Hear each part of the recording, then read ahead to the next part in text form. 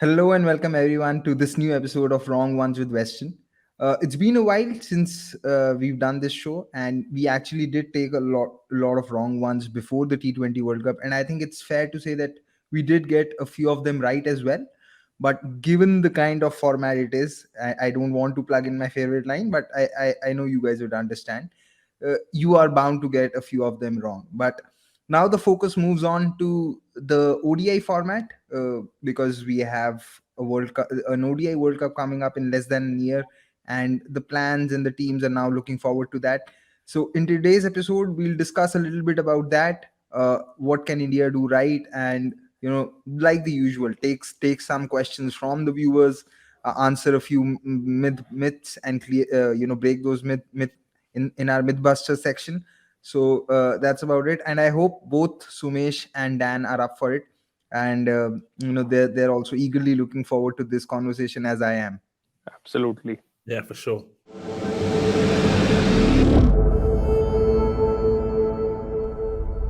So Sumesh, why don't you begin with your questions to Dan?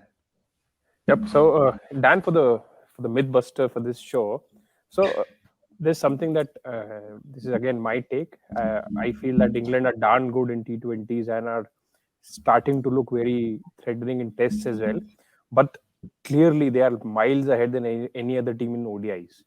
So if any team is planning to take the trophy back from England in the 2023 World Cup, the one team that they have to beat is England themselves.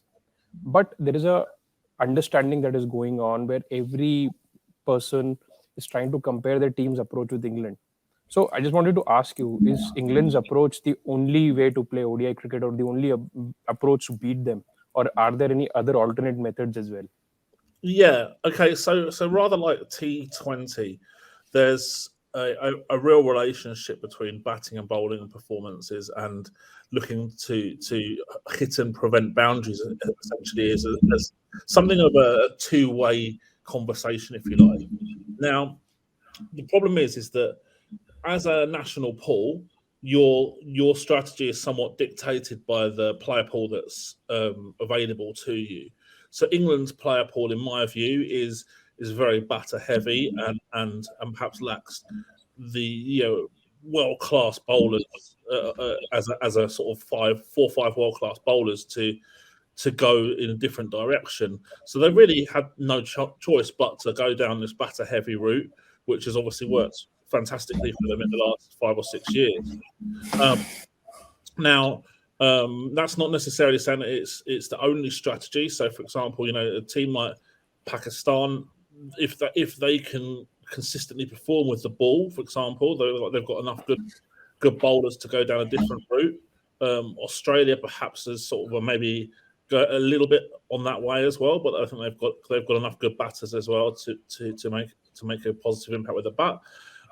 So it really does depend a little bit on the type of player that you've got available to choose from, but also you can go batter heavy, you can go bowler heavy, but ultimately by hook or by crook you need to focus on and the net difference between the two of them, if you like. So, for example, England's boundary might be other countries, but because their hitting is so much better, it compensates for it. Now, I think that's a bit of a different dynamic in terms of T20, where in a franchise environment where you have auctions or drafts, because then you can choose your approach a lot more because you've got the availability to pick from.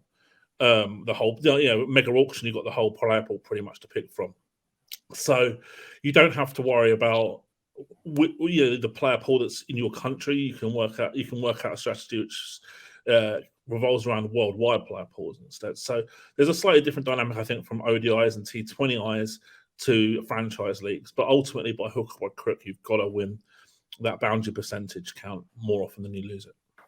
Understood. But Dan, I mean, we all know that then there's Pakistan who have the bowling heavy route. But is there any other alternate approach? I mean, for a team like India, I mean, we know that there'll be a lot of anchors. We know that their bowling, at least their pace bowling, might not be as threatening as Australia's or Pakistan's. So, I mean, what is the best approach that India can take? Because as an Indian fan at this moment, I am actually trying to figure out what India's approach is.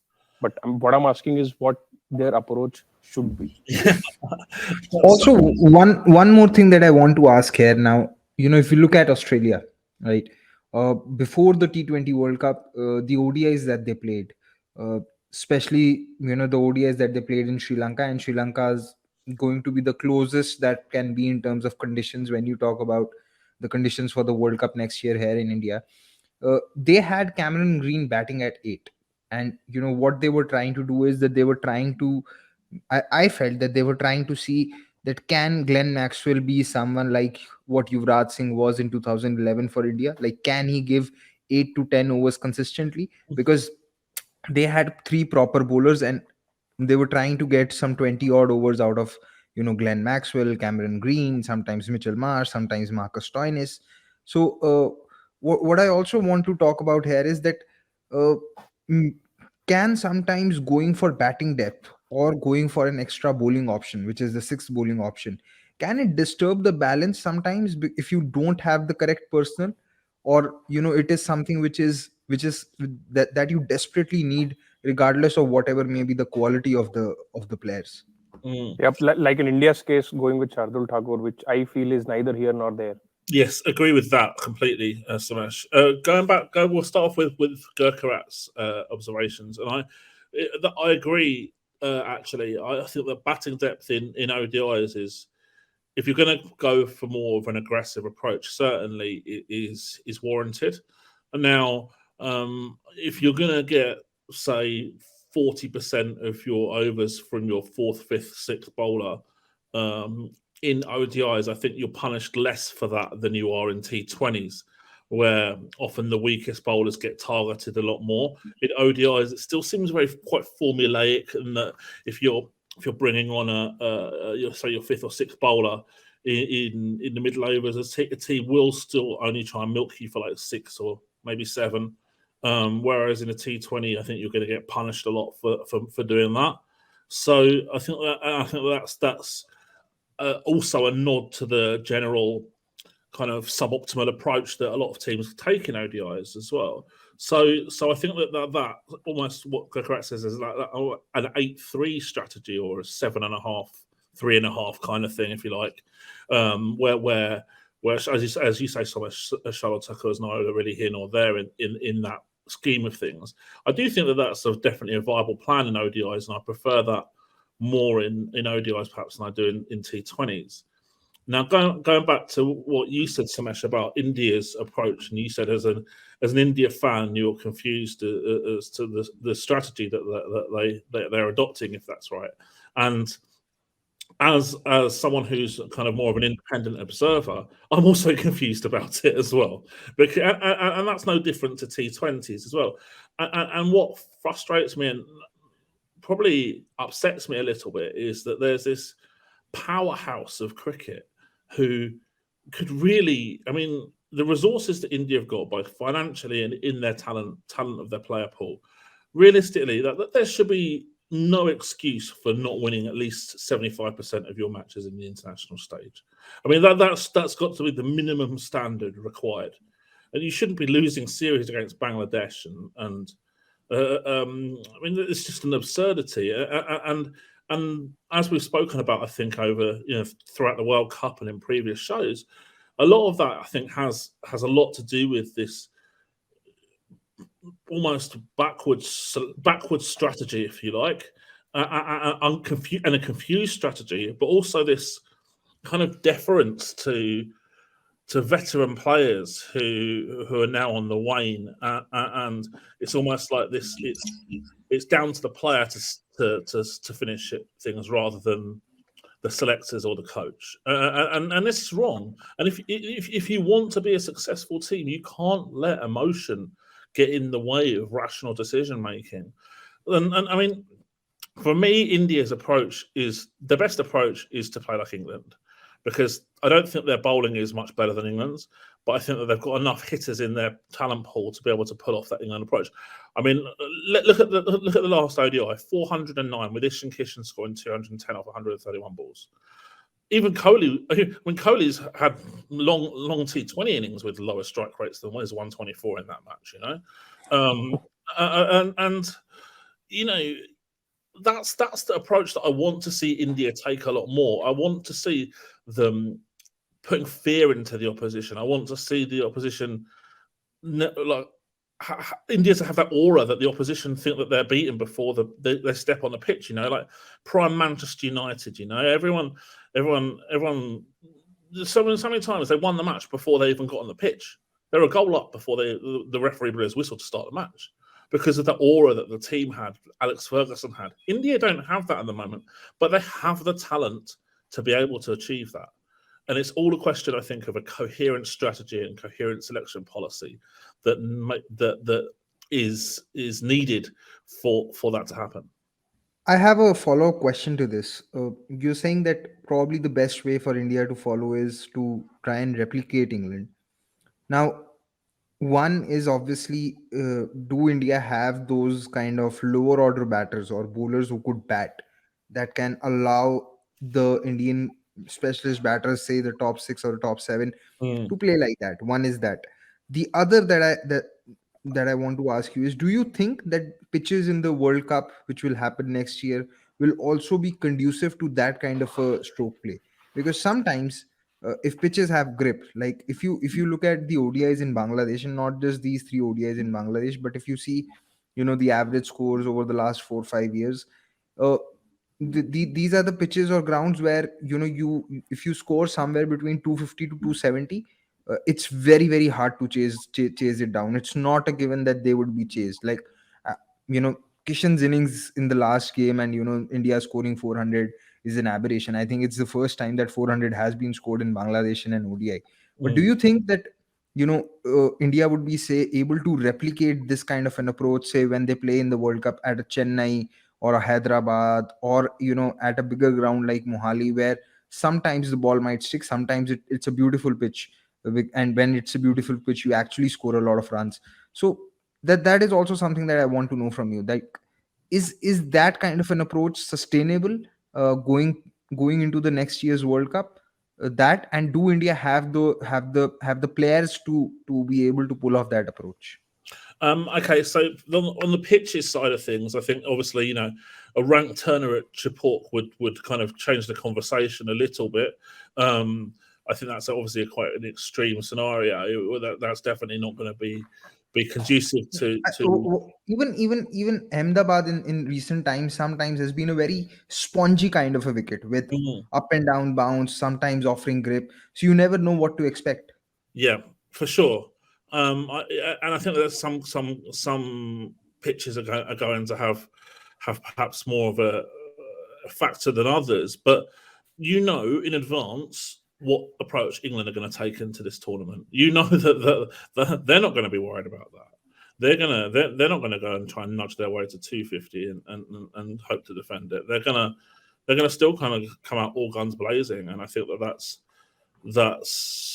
their approach, that's their mentality, and it's what they're sticking to. And having that role clarity and sort of the team clarity is really, really important. Whereas, I think that it's easy to say, okay, well, the pitch is bad, so we're going to go into our shell in this game, and then when the next game comes and it's on a road, and you think, okay, well, last game we played a bit defensively, what do we do now? You're caught between two places sometimes. Whereas England will go and they'll just play their way that they play. They'll try and impose themselves on the opposition and come what may.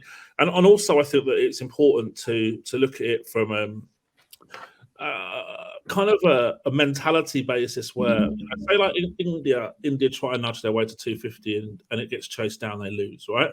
Now that type of approach has cost India in recent World Cups. They've batted too negatively and it's cost them. How many times do you want to wonder about what could have happened if you played more attacking? How many World Cups do you have to lose before that mentality changes? For me, I would 100% rather get all out trying to post a winning total than post a middling total and hope to defend it. Because if you post 250 and it gets chased down, you're dying wondering, right? you're thinking, okay, well maybe we should have gone harder and when we batted first, but you don't know, and we kind of do know you should have done that, but it's a regret. It's always a regret. And how many times do India have to do this? You know, look at the best teams in any sport around the world. Is that they're dominant and they take the attack to the opposition. Right. So Dan, just coming back to the original question again, is there a third approach? We know there is a batting heavy approach. We know there is a bowling heavy approach. But is there a third approach that any of the teams can take? Where, I mean, you sort of dominate a little bit on batting, dominate a little bit on bowling, and overall it balances out. So I mean, I guess in like an ODI sense, maybe you're thinking someone like South Africa might fall into that bracket potentially. Where they've got some good bowlers, but maybe lack a bit of depth. Batting wise, they're not perfect, but they've got some ability, and they've certainly got guys who couldn't play long innings in an ODI format, maybe run a ball or just a bit shy of that. It could work. It could work in a isolated tournament. Do I think it's an optimal approach in the long term? Possibly not. But that's the thing in these tournaments. We've seen it so many times. This variance and the fine margins that are involved between success and failure in these major tournaments. You know, and knockout cricket is brutal. And I do definitely think that, you know, we spoke about this before the T20 World Cup, and I think the same is applicable in ODIs as well. There's 4 or 5 teams really who can justifiably turn up ahead of the tournament and think they've got a good chance of winning the event, but a lot's got to go in their favour for that to happen. So it's a lot of time it's on the fine margins of the day. This sort of segues into one of the things that I just wanted to ask. So there is a downside to both the approaches. I mean, even batting heavy approach as can set you up for a failure. So does the bowling heavy approach. What if the team just go for a 7-5 team where you are picking your 7 most dominant batters and 5 most consistent bowlers? I mean, at times you've seen India and other teams as well sort of diluting their team for additional batting or additional bowling options. I mean, the only downside to this is someone breaking down or someone really having an off day with the ball. But apart from that, at least you have an 11 where everyone is the best of the best. Do you mean this number 7's an all-rounder? In that yeah, I mean, let's say in India's case, top 7 includes Hardik Pandya, and then yes. There are four genuine bowlers. So what I don't like in that scenario is the fact that you're asking people to go heavy and strong in 50 over innings, but then you've got 4 tail enders. And this is the problem, and this is the main problem in that India player pool is that they don't have really bowlers who can hit. I mean, some people say Shardul is that, but I don't think he's good enough as a bowler to warrant a place in the team, and 2, I don't think he's a hitter either. I think he's just a batter who can bat a bit. They don't have, say, like a Cameron Green at 8, like you gave as an example of earlier, someone who can genuinely come in and give the innings impetus. Likewise, England. I mean, you can foresee an England attack, which is an England team which has got a wealth of talent down the order. You know, Chris Wokes at number 9 or something like that. You know, like it really is a lot of depth without necessarily with Wokes in particular, someone who you're not sacrificing the bowling quality for as well. He's a very good bowler, but that's where I think that India lack those sort of 2-dimensional players a lot, which is why they're trying to get, say, a Washington Sundar into the team. Who, I mean, he showed he can hit against Bangladesh, but over the long period of time has struggled with his strike rate and boundary percentage in the shortest format. That's for sure. And for me, I'd be someone who I would look at and say, right, okay, you need to improve your hitting, and you could be a superstar. And likewise, if you're an Indian bowler, I'm working on my hitting to try and get a point of difference, and that's going to make you a lot of money as well in terms of the auctions and as well as playing in the national team. Because if you're suddenly capable of playing like a 15 off 7 knock on a regular basis as a number 9, then your value is skyrockets. We've seen that in auctions so many times, and I mean, even though I don't think he can really do it, we saw that Shardul Thakur's value in the last mega auction was, I think, quite overpriced. And so there's a lot of value for players to really look to upskill, whether you're a batter who can try and upskill with your bowling or a bowler who particularly can upskill with their hitting. In this case, I think both in of Sundar and Shardul have actually worked on their batting.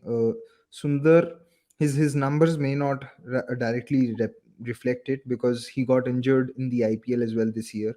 But I think he's certainly worked on his power game. And as far as Shardul's concerned, I think he struggles against spin, but he's started to do okay against pace. And he still may not be the perfect number 8 that India are looking at, or may not be the perfect number, the third pacer in the team.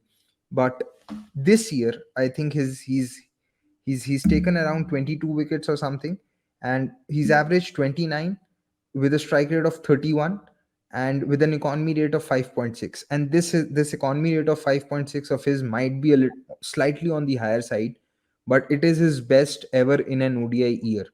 And before the West Indies series this year, when India toured West Indies in July, his bowling average stood at around 40. Now it's down to 33. So I think he's improved. I think somewhere down the line, India would again hope that one or both, if both Shardul and Sundar improve, then nothing like it, because then you have these two at 8 and 9, and both of them along with say Hardik and Jadeja being capable of at the very worst dividing 30 overs between them, when in an ideal scenario you may not need you in an ideal scenario you would actually back both of them to bowl their 10 overs on their own.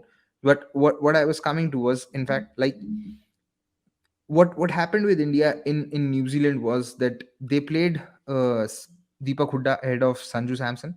Now Deepak Hooda as a sixth bowler doesn't add as much value, and he also weakens the batting, right? And similarly, that has been the case with someone like Shardul or Deepak Chahar, because Deepak Chahar also, when he firstly isn't fit enough, and when he's fit enough, he can't bowl at the death, so he also doesn't become your 10 over banker. So that is what I was coming to. Like you mentioned about Wokes and all these players, but apart from England, which team has a number 9 of a quality of a Wokes, or No, even a number 10, or even a number 10 or of a quality of Adil Rashid, who has 10 first class hundreds? So that's what I'm saying. I don't think South Africa, Australia, or India, or any of these teams have that much quality in their bowlers batting ability that they can choose bowlers that way. I think for what works for them is that their last three players, 9, 10, 11, have to be such bowlers who can break the game open for them to even considering playing 2 3 all-rounders. It's interesting you mentioned about in England there. Like this dynamic for England is going to carry on and carry on and carry on, and it's up to the other teams to try and catch them up. Because I can tell you right now, looking at players who are coming through the system, under 19 academy level, second 11 level, there's tons of multi-skilled players. I think in the under 19 recent under 19 World Cup, the vast majority of the team can bowl. Like it was pretty incredible. I think probably 4 out of the top 6 at least were capable bowlers. And this is the dynamic that has obviously been a lot in terms of long-term planning and coaching in England to get these multi-skilled players who are gonna add value in more than one facet, and also the England players now. Young players they're almost certainly going to be very good fielders as well, because there's not a lot of tolerance for bad fielders for players coming through the system as well. So when you've got players who can contribute in all 3 areas, I think that's a huge advantage, and I think that a lot of other countries would be well versed to look at that as a template. Certainly, I think India should be doing that for sure. Now, if we're looking at say like a Shardul Thakur at number 8, could you compare that to say like a Fahim Ashraf or a Hassan Ali for Pakistan, for example, as well, who could certainly come in and they'll be more attacking, I think, with the bat.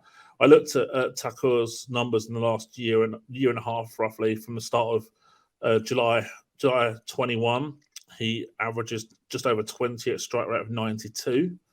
And I would happily trade 5 average for 15 strike rate there as a number 8. I want someone coming in at number 8 who can score over a runner ball and add impetus to the innings, rather than someone who can sort of score 20 off 24 balls or something like that. That's not really so much interest. I'd rather try and have someone who can do that sort of 17 or 15 or something would be a lot more valuable to me in that situation on a general basis. So again, and with Sundar as well, I accept that hopefully he can improve his season, because I think that's the one area that he has been deficient in. What I want to see from him now is if he bats to say number 7 in the IPL on a general basis, can he have a season where he hits at 150? That would be my target for him. And yeah, let's see if we can do that. Perfect. So that's a perfect segue into for us to just move forward to the second section of our show, which is the viewers' corner.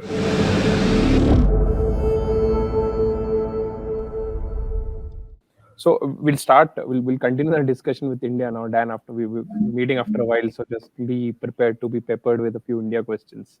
So Silly Point goes on to ask thoughts on India's ODI setup. I think you've already covered this, but also let us know your ideal World Cup squad for the men in blue. Oh, I mean that's a tough one. I think in advance of say an IPL as well, where we haven't seen. We've got a lot of cricket to be played before the World Cup takes place. Yeah, but do you think a lot should change based on just one IPL? Yes, I do. I do, because look, we've got a dynamic, I think, where India have got a lot of turnover of players that's needed over the next couple of years. So we've already spoken about at length about top 3 in T20s that only really, I think, in that format, one is compatible with a good strategy as opposed to 3, unless they're going to change their way that they play. Obviously, we've seen Rohit Sharma is now getting towards, in my opinion, towards the latter stages of his career. Shikhar Dhawan now is, for me, a major question mark at the India team as well right now. Look, I looked at his numbers over that same time period I just discussed for Shardul, and he averages 37 at a strike rate of 76. I mean, batting in the power play at 76 is just not good enough. It's just chewing up balls. It's not good enough. That's an archaic strike rate, and given the age dynamic as well, I think that's a bit of a problem for me. So I would like to see a more attacking player, or a more attacking. Say, if he wants to be more attacking, that's fine too, as long as he's capable of doing it. But I'm not sure that he's going to average 37 if he strikes at 96 rather than 76. That's the thing. So more attacking options. I don't want to see. I would want an opener average who strikes at 76. That's like 1980s cricket. I want someone who's going to be a lot more attacking than that. And personally, there's 2 or 3 spots in the batting group that are up for grabs still, and there should be up for grabs if the selectors are on their game at least. I think the balance of the bowling attack is going to be critical. Jadeja and Hardik Pandya coming in would really help with that, and Jadeja would perhaps lengthen the batting a little bit as well. And then bowling wise, I still think obviously we haven't seen Bumrah against Bangladesh, but it's him and a couple of others as well. So who are those couple of others? India is still using a lot of pace bowling options in these formats at the moment, in white ball formats, and I'm not sure that they really know who are the best players to go with Bumrah in cricket right now. Arshdeep Singh in the T20s is probably the only player that's really put his hand up and said, "Right, yeah, I'm the man to go with Bumrah in this particular format." But I'm not sure that there's really another who's like inked in, if you like, to start in the World Cup in the future. What do you make of someone like Mohammad Siraj this year in ODIs, because from what I saw and from what the numbers say, I think he's been pretty good. He's been fantastic. I mean, I, what I feel is that if Mohammad Shami doesn't come out all guns blazing whenever he plays ODIs for India, it could be a similar situation that India have had with Shubman Gill and Shikhar Dhawan, with Mohammad Siraj and Mohammad Shami fighting it out for the second pacer slot. So I want to know your thoughts on someone like Mohammad Siraj. Yeah, so he's obviously someone who's done better than the other bowlers who for arriving as positions, and certainly I think that in this particular scenario, for this format right now, I think that he's got a big edge on Shami. But as you say, that's that seniority thing again. They almost default to seniority when they think about or panic before a World Cup. And the same with Gill and Shikhar Dhawan. Gill averages like 70 in the last year and a half in ODIs, and so that for me is it's someone who should be in and around the squad always with that ability, and it's pretty similar to how I also think that Prithvi Shaw should be in the T20 squad as well, like someone who has ultra high intent, completely different type of player to the top three that India have traditionally picked in T20s as well. So yeah, there's that. Then this is the whole thing where I feel like India's plans get derailed a little bit. Is this nod to senior players and this complete fear of using younger players? It seems to be a bit of a problem for them.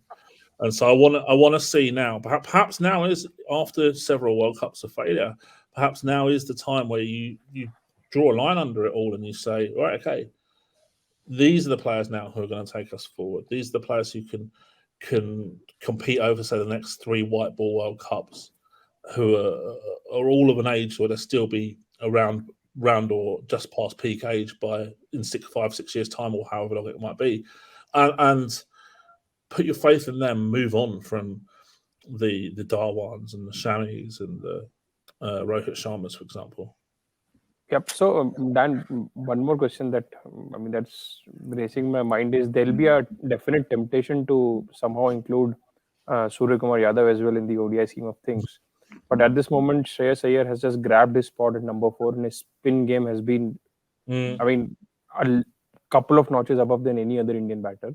Plus, KL Rahul at 5 has done pretty well at that spot. So essentially, those 2 spots are taken. And the other thing is about Rishabh Pant again. Just like Sky, there will be a temptation to somehow include Pant in the 11. But at this point of time, top 4 spots or 5 spots are just taken.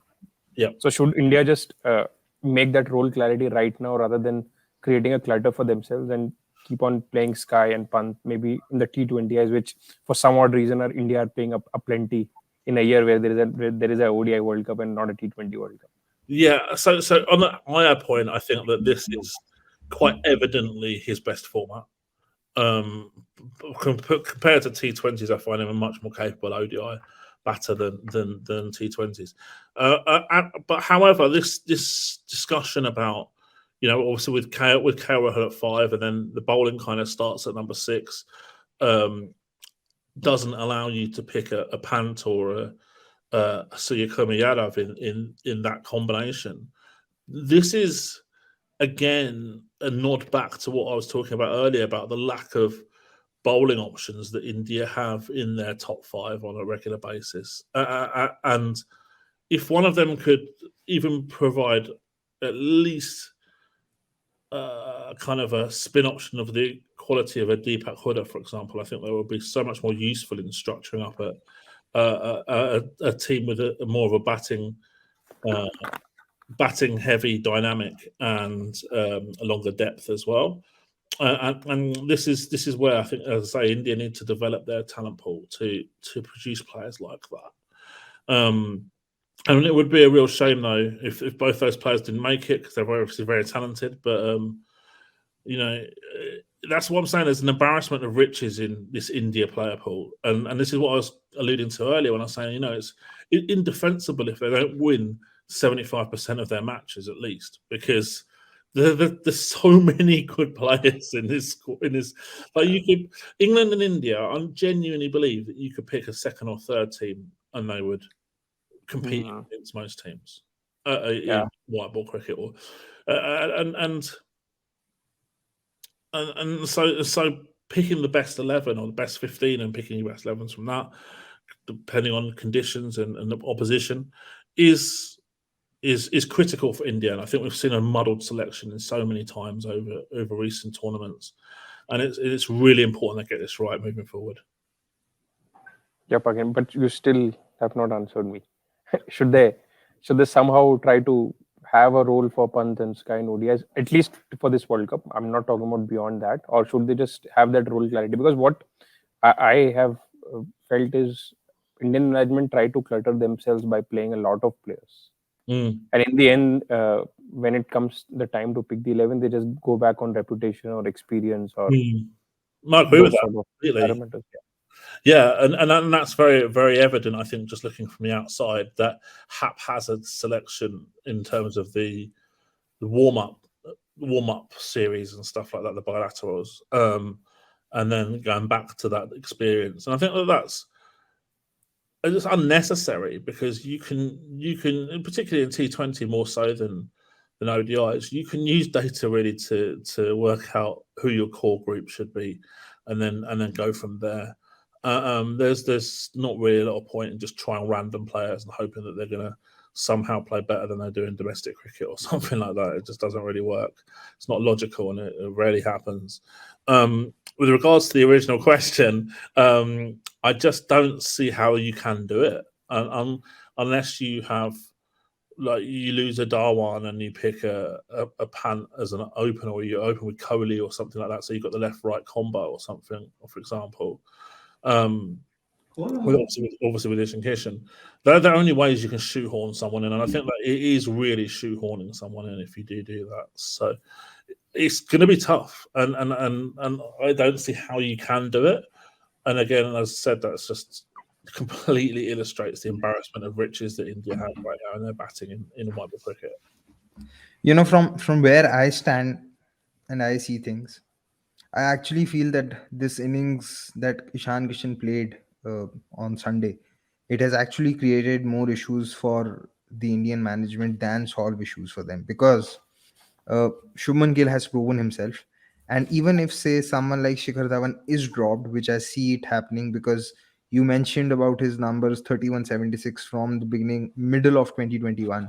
If you see this year, it's 34 and less than 30, and his strike rate's been 74 with a dot ball percentage of 60 in the power play. So I see him going out for sure. But now the problem is, if you have Shreyas Iyer at 4 and KL Rahul at 5, how do you fit in Pant, who's himself done very well? Because from the beginning of 21, I think he's played 13 innings, has averaged around 47, 48 with a strike rate of 105 plus. I'm not sure of the exact number, but it's definitely 105 plus, with five scores of 50 plus, four 50s and one century. So who do you drop? I think they might try and open with Rishabh Pant, because it would be a left-hander replacing a left-hander, wherein someone like Shubman Gill becomes your reserve opener. He stays in the squad but doesn't really play in the 11, because I don't see India dropping any of Pant, Shreyas, or KL Rahul, and I believe rightly so to a large extent, because all three of them have proven themselves in the ODI format. So I just feel, and the one reason that I was happy about India not playing a Patidar or a Rahul Tripathi in that third ODI was because as you move closer to the World Cup, you need to restrict down on your player pool, right? It makes no sense to just give one more game and bring in another player in the mix, or else you could have a situation like what happened with someone like Ruturaj Gaikwad. He just played one ODI and he's been out of the mix. So I think that this double hundred, as good as an innings as it has been, I think it has caused more headaches than solve any of them for the management. Yeah, it's almost like a unwanted problem, if you like.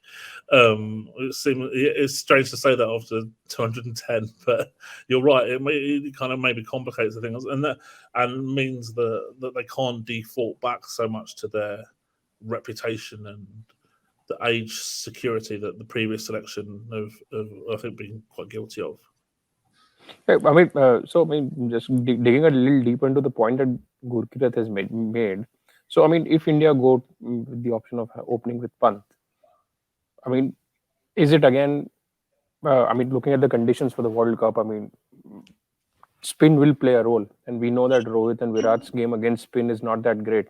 Whereas we know what we've seen, Gill's game against spin is significantly better, and I feel it's better than even Pant. So I mean, does having Pant to open solve that problem? Because essentially, as I see it, in the top four, there'll be only Shreyas Iyer, who's a markedly good player against spin. Yeah, that's going to be another problem that they need to face as well, for sure. But I don't think that's a unique problem that India have. I think every country is going to struggle with that to a large degree. I don't see England dominating opposition spinners in if the conditions are spin friendly. Definitely don't see Australia doing that. I don't see South Africa doing that either. So for me, and Pakistan will tend to chew up a lot of balls with their batting lineup as well. So I don't see that there's necessarily any team who's going to dominate high level spinners in conducive conditions. So is that an area where you just say, okay, well, that's a slight negative to the group? There may well be an imperfect solution? Is that an area where we have to take a little bit of a hit? But on the other hand, India can also think of using this area to their advantage in picking players who can dominate spin so as to be differentiated with the other sides. But they won't do it. That's the problem. I don't think they'll do it. That's a separate question altogether. We had one more tweet on the similar topic. Vagesh Joshi went on to ask, what are the shortcomings and issues you foresee for India in the upcoming World Cup? I think, Dan, we've covered almost all. If there is anything else, then just feel free. And will they start favourites? Yes, probably, but I don't see that they're markedly favourites over, say, the other sort of 4 or 5 teams who are going to turn up and have a decent chance of competing in the latter stages as well. I do think that it's somewhat polarized towards those sort of 4 or 5 other teams, the Englands and the Australias and the South Africas, maybe Pakistan if they can play well, perhaps New Zealand if they can overperform, but I'm not quite sure. I'm not massively sold on that. But on the whole, there's a big polarization between those countries and the rest in terms of the likelihood of qualification. And then the thing is, even if India are favourites, 2 60-40 matches in knockout matches means they're 36% likely to win the tournament, and that's still kind of less than a coin flip, if you like. So it's very difficult to be super bullish on any team, because you know that the numbers involved in those type of scenarios, and that's why India have got to look at like a much higher win percentage as their benchmark. It's going to be very difficult to achieve against high quality nations, but they shouldn't be losing any matches against Bangladesh, let alone series. I do see some problems for India. I think one, they need to nail down who's going to be their wrist spinner. Because Yuzvendra Chahal, as of now, I don't think has the vote of confidence. And I'm not saying that on the basis of numbers. I'm just saying that on the basis of how he's been used by the captains. You saw in that third ODI, which India were playing versus New Zealand. India bowled 18 overs before the rain came, but Chahal didn't bowl a single over. Someone like Washington Sundar comfortably outbowled him in that series as well. I think in the T20Is as well. Kuldeep Yadav, again, I don't think he's done well. He's done well post the 2019 World Cup. He has an average of 43, 44. And if you look at his number split against the top 6 batters, he's averaging 52 and conceding runs at an economy rate of 5.8. So whatever his numbers, his numbers look good because he's been able to dismiss the tail rather cheaply. And then there is Ravindra Jadeja as well, who with the ball hasn't had the kind of impact what you would have liked post the 2019 World Cup. I just looked at up some numbers. He has an average of 57.2 with the ball and a strike rate of 63.2. which basically means that he's not even taking a wicket if he's bowling his entire quota of overs. So I think somewhere Jadeja's bowling as well as his fitness could be an issue, because in the last 2 years Jadeja has missed a lot of cricket. He's actually missed a lot of cricket, and he's not getting any younger. And I think India now, for some reason I don't know, and I have absolutely no explanation for this. I don't know why they kept out Ravi Bishnoi, and I hope the next ODI series that they play, and the T20I series, they actually give a run to someone like Ravi Bishnoi, because you know what Chahal has to offer, and you sort of know what Kuldeep is going to offer as well. If Ravi Bishnoi plays and fails, then maybe you can go back to one of the two.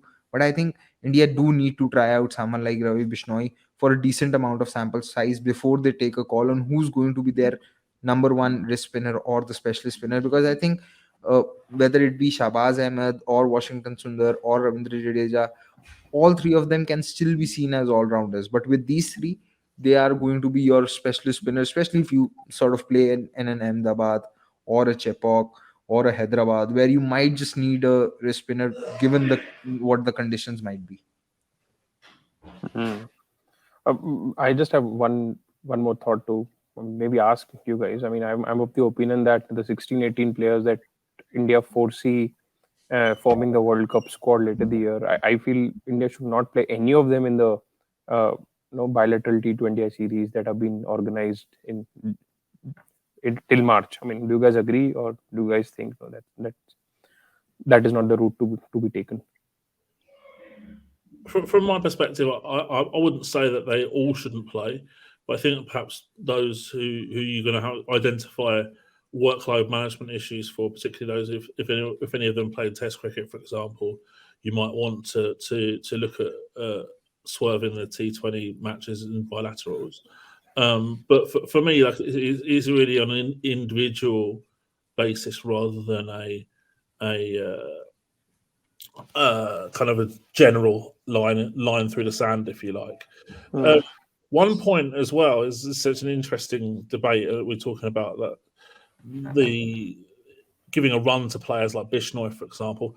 India's selection and management haven't generally given a run to any of these players who are coming into the squad. So I've just actually brought up a list on my computer of the players that they've used in ODI cricket from the start of July last year. So just under a year and a half. 42 players.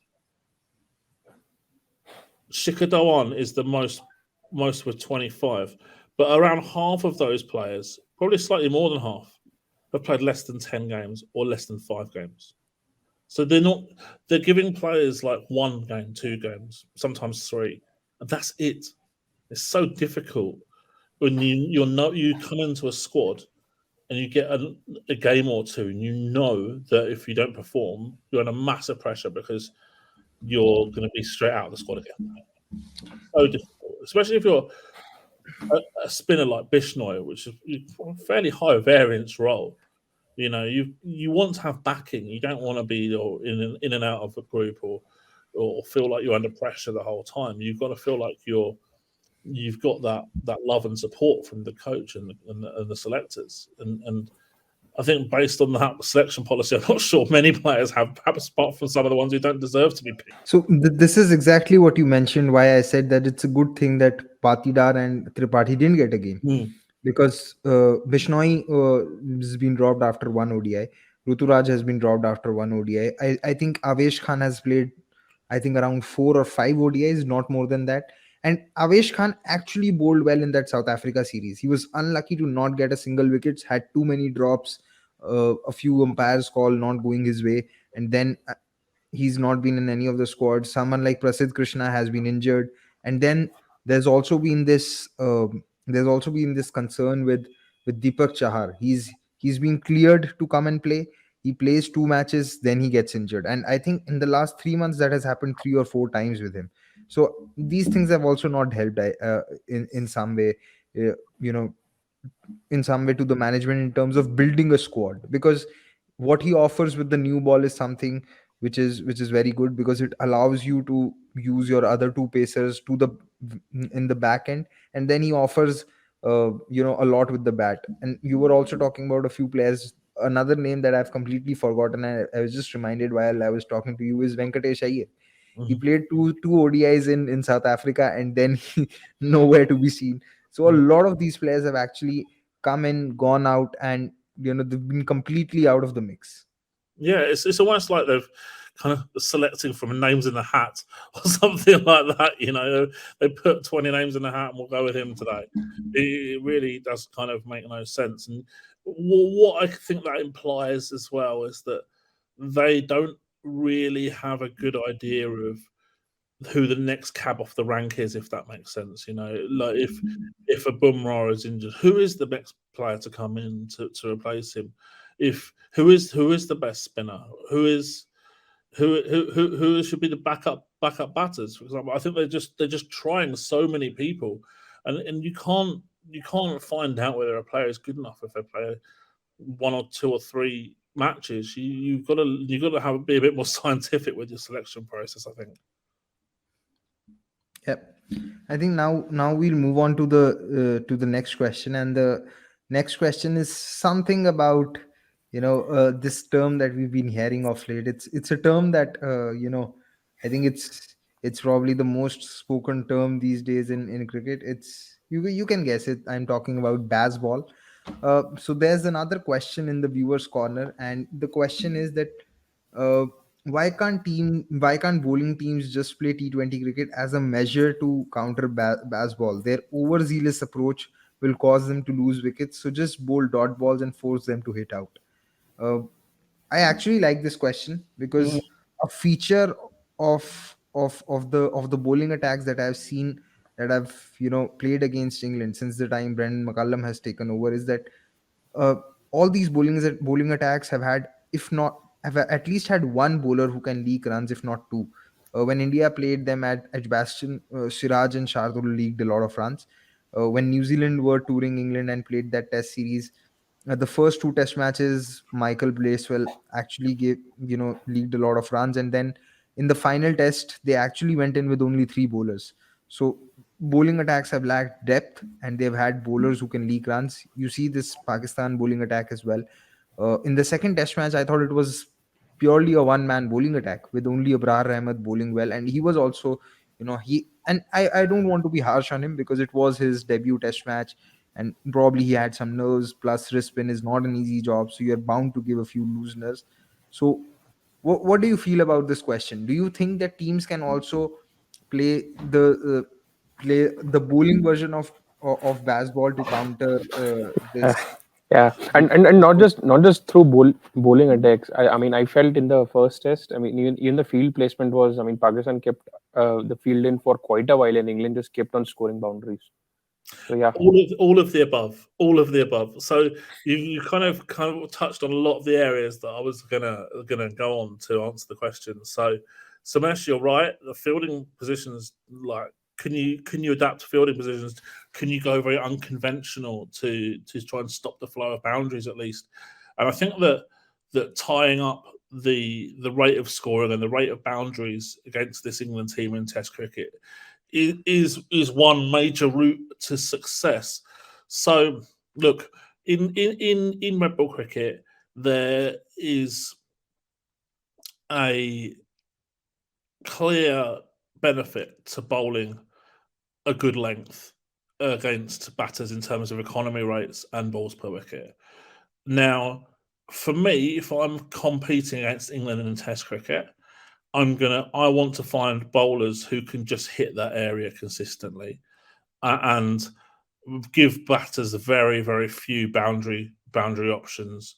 And the boundary balls. I want someone who can hit an area 85-90% of the time, and just almost dull the scoring rate and make them make those mistakes. That combined with maybe some more unconventional field positions, I think would be beneficial. But I also think that teams, they haven't really got the memo in terms of how to combat England, and I think that this is a real indictment of how lacking teams are in planning and analytics and in Test cricket and red ball cricket in general. I actually think that there's a huge area for growth in the longer format in terms of strategic, data-driven planning. And I mean, if you're Pakistan and you're having a home series against England, and you've seen how England are batting, why on earth would you not produce the biggest turning pitches you could possibly ever try and produce? You know, like literally just throw spin at them non-stop. And yes, England have brought in Ben Duckett, who's I think probably the best player of spin in the country. But on the whole, I mean, there's not that people haven't done it. In the first test, it was like the motorway. You think you think Sorry. Ben Duckett you think Ben Duckett is a better player of spin than Joe Root? 100%. That's quite. Certainly in shorter formats. I'm talking Test cricket. I'm not talking shorter format. Yeah, I haven't seen enough of Ben Duckett in Test cricket, but 100% in definitely like incomparable in T20. Yeah, in T20s it's not a comparison. I still think that this is my personal observation, and both of you can disagree with it.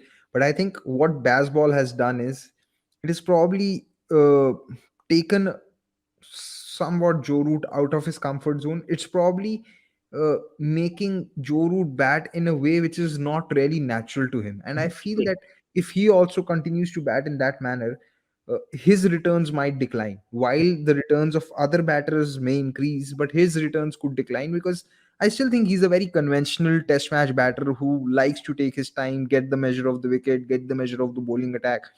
And even when he's doing that, he still sort of scores at a decent rate. This summer in England, he was still scoring at a rate of around at a strike rate of around 60-65 without even last year when India played those 4 test matches. And I still believe that he, unlike other English test batters who really rely on the sweep or the reverse sweep a lot more to counter spin, what Joe Root can do much better than others is that he can go back in the crease quite well, and can also come forward to make sure that he can reach to the pitch to the ball, and then ensure that the spin bowlers bowl it short to make sure that he doesn't really step out. So I just feel that the Bazball philosophy may not just work for Joe Root, the batter, in the best manner. Yeah, and I think that's a really fair point. I think you're almost in the past have been Root head and shoulders above everybody else, and now maybe it's that approach is now kind of narrowing that gap significantly. Going back as well to the pitches, a lot of people talking about this Bazball stuff, and I think it's right to get excited about a new approach to Test cricket, and it's right for English supporters to get excited, because they've been very, very poor in Test cricket for a few years now. But I don't think we've seen England get tested on, in a real subcontinent pitch, like what you might see in like a Bangladesh or a Sri Lanka or somewhere like that, somewhere which is just really difficult to play on. And we haven't actually, because of the weather that was in England in the summer, was very dry, very warm. We haven't seen them be tested on really a green top either. So that's something that I would also quite like to see as well. And I think that they've kind of got lucky in terms of the pitches that they've played on as well. Now, the other debate is, why don't other teams who see this adapt their approach to Test cricket, to Test batting in a similar way? And I think it's very much like how England have played ODIs. England, when Morgan was captain, went down this ultra aggressive route in ODIs, and it's been very successful, obviously. And the funny thing is that they've done it in plain sight. They've not tried to hide the way that they play. It's completely obvious to anyone who's watching, anyone who's got half an idea of how cricket works will understand that.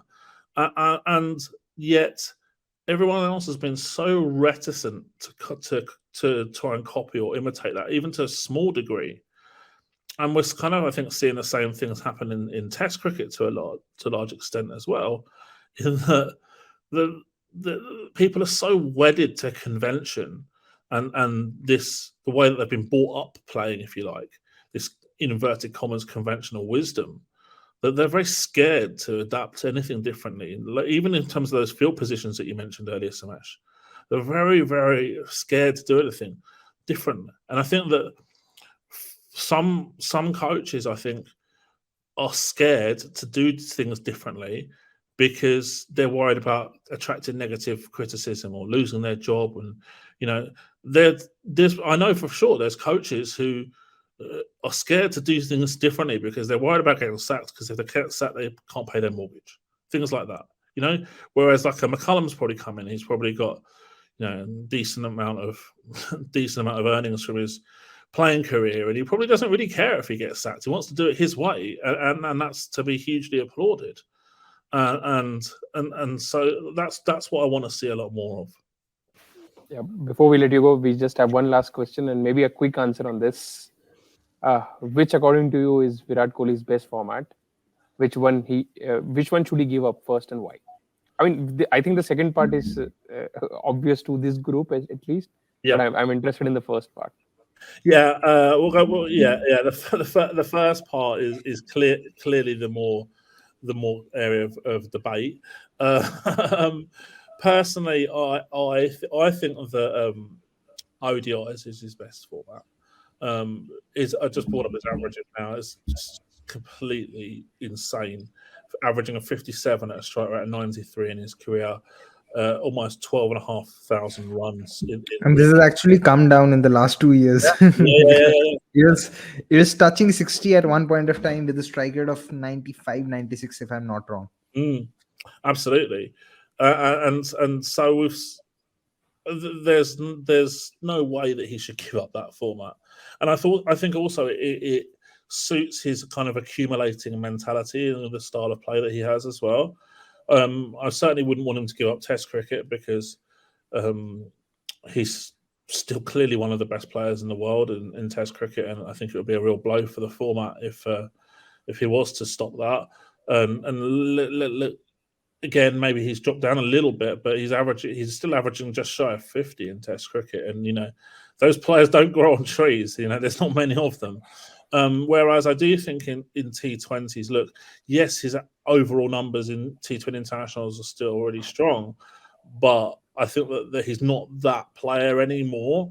And for me, it's an easy decision if you're looking at it in terms of the contributions to the teams that he's making, then he should be foregoing T20 if he has to drop a format.